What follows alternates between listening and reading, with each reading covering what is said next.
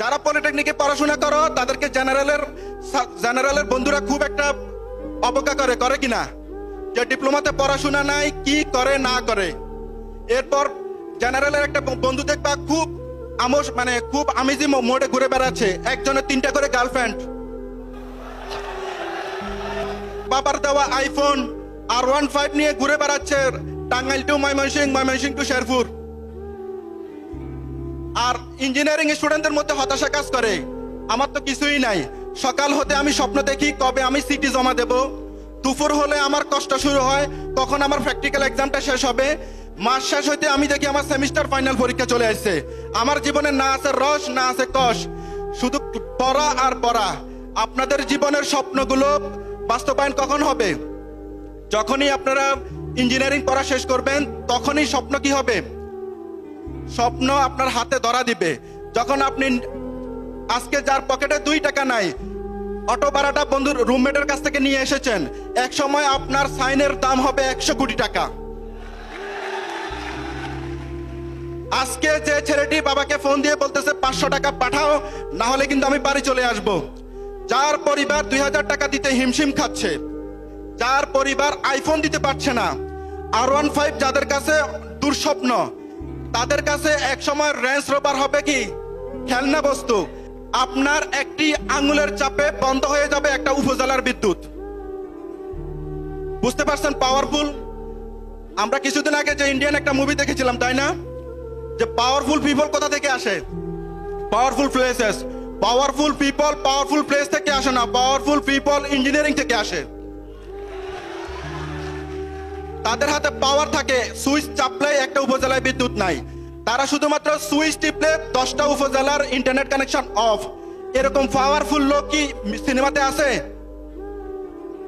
বলেন, সিনেমার VGF effect লাগবে এখানে? একটা সাইনের দাম সিনেমার থেকে বেশি। আপনাদের জীবনটা সিনেমার চেয়েও নাটকীয়, একজন ইঞ্জিনিয়ারের জীবন। এখন এই যে সাইন দিলেই কি 100 কোটি টাকা আসে? দেন তো, হয় কিনা? সাইন একটা দেন না, একটা সুইচ টিপেন তো এই রুমের লাইটও বন্ধ হবে না, কারণ এখানে কোনো সুইচ নাই। দেখেন 800 জন ইঞ্জিনিয়ার, এই রুমের লাইট অফ করার ক্ষমতা আপনার কাছে নাই। এই ক্ষমতা অর্জন করতে হলে আপনাকে স্কিলড হতে হবে, আপনাকে স্বপ্নটাকে আরো বড় করতে হবে। যারা ডিপ্লোমা ইঞ্জিনিয়ারিং করতেছেন তাদেরকে বিএসসি করতে হবে, জবের প্রিপারেশন নিতে হবে। যারা অলরেডি বিএসসি ইঞ্জিনিয়ারিং করতেছেন তাদেরকে ফার্স্ট ক্লাস জবের জন্য প্রিপারেশন নিতে হবে, মাস্টার্সের জন্য প্রিপারেশন নিতে হবে। সেই স্বপ্নটাকে দেখাবে, সেই স্বপ্নটা দেখা স্কুল অফ ইঞ্জিনিয়ার্স।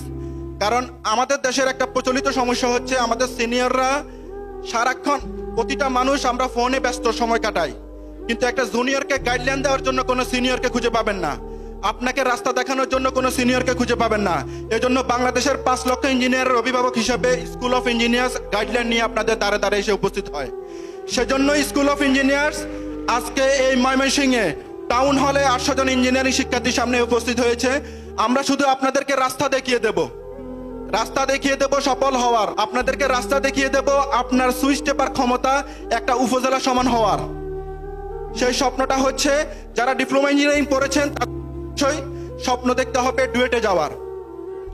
আমরা জানি মাস্টার্স করার জন্য বাংলাদেশের যে প্রকৌশল ইউনিভার্সিটিগুলো আছে, বুয়েট, চুয়েট, রুয়েট, কুয়েট, ডুয়েট, সেখানে মাস্টার্স করতে পারবেন কাজী নজরুল বিশ্ববিদ্যালয় এবং ময়মনসিংহ ইঞ্জিনিয়ারিং কলেজ। মাস্টার্সের জন্য আপনাদেরকে সম্পূর্ণ ডিপার্টমেন্টের উপর প্রিপারেশন নিতে হবে। যারা এখন 2nd ইয়ার, 3rd ইয়ার, 4th ইয়ারে আছেন, ডিপার্টমেন্ট সাবজেক্টগুলো খুব ভালো করে পড়বেন।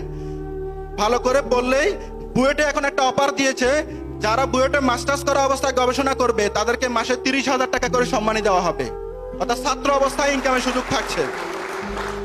এছাড়াও যারা গবেষণা করতে চান, দেশে সরকার অসংখ্য ফেলোশিপ চালু করেছে।